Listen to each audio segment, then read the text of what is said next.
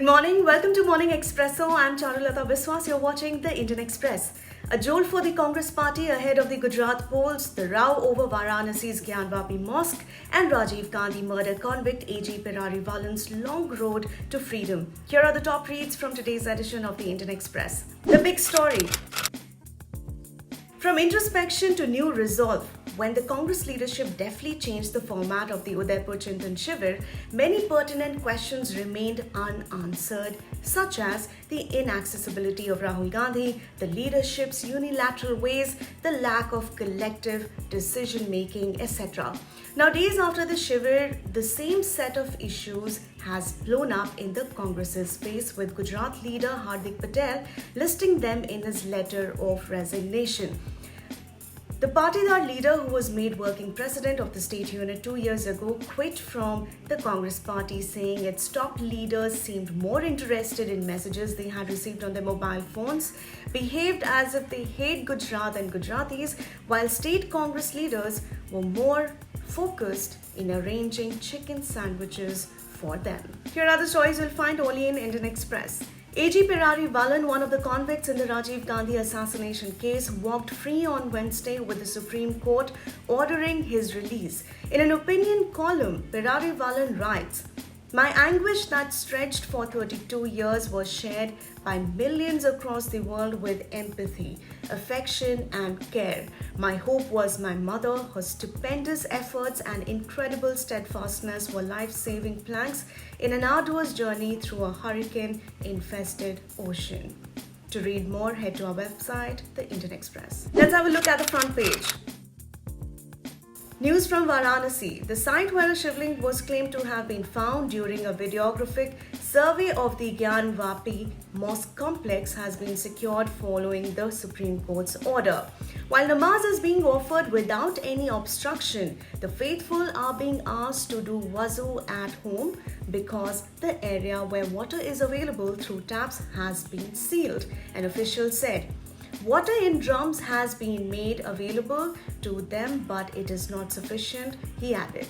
Now, what has been the RSS response over the Gyanvapi Mosque and Mathura's Shahi Idgah being discussed in courts? The RSS said the time has come for historical facts to be put in the right perspective before society. Sources, however, said the Sangh does not plan to launch a public movement on the lines of Ayodhya for these two sites at the moment. We get involved when all other avenues to seek justice get exhausted, an RSS leader said. Let's take a look at the inflation. As inflation soars and raw material prices rise, FMCG companies are increasing product prices not just by directly raising the retail rates, but also by reducing the pack sizes, a practice known as grammage reduction. On the consumer side, buyers are downtrading, meaning they are either opting for cheaper alternatives or smaller pack sizes. Here are the must-reads. I heard in childhood that pigeons fear the presence of cats. Pigeons are so innocent, they believe mere closing of eyes will prove to be an effective shield against cats. But this is not correct. Maintenance of status quo, as in 1947, in respect of religious places is like closing eyes, similar to that of pigeons against advancement of cats. That was what BJP leader Uma Bharti had to say in the Lok Sabha during a discussion on the Places of Worship Special Provisions Act in 1991. The law that is now being tested by the Gyanvapi survey was stridently opposed by the BJP when it was first brought in by the Congress's PV Narasimha Rao government. And in an interview with the Indian Express, Congress leader Shashi Tharoor speaks about what happened during the party's 3-day Chintan Shivir in Udaipur. We have seen the beginning of an important process, but a lot depends on how it unfolds over the next few months. Because I think if people within the party feel there is a change, we will also be able to see it in a renewed burst of energy in the party. But if there is a sense that nothing much has altered and it is all carrying on as before, there could well be a different reaction, said Shashi Tharoor. In a recent tweet, Uttar Pradesh Chief Minister Yogi Adityanath referred to Lucknow as the city of Lakshman, triggering fresh reports of a possible change of the name of the state capital to Lakshmanpuri. While the city's name has long been associated with Lakshman in the popular imagination, speculation about its possible renaming gained ground after the late BJP leader Lalji Tandon wrote a book, Unkaha Lucknow, in 2018, in which he lamented the loss of the city's connection with the brother of Lord Ram. We trace the history of the name and the origin of the myth in our Explained.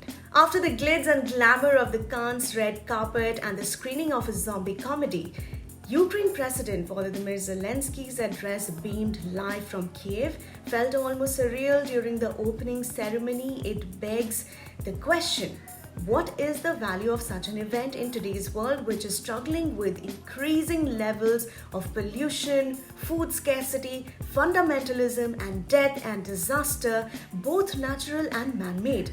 The answer is wrapped in the question. The biggest connector of people is cinema, that most popular art form which has weathered so many storms, vaulted across so many wars, and has emerged even more impactful. And in today's Delhi Confidential, days after the shock change in leadership, the rumblings within Tripura BJP refuses to die, with suspense continuing over the next state unit chief of the party.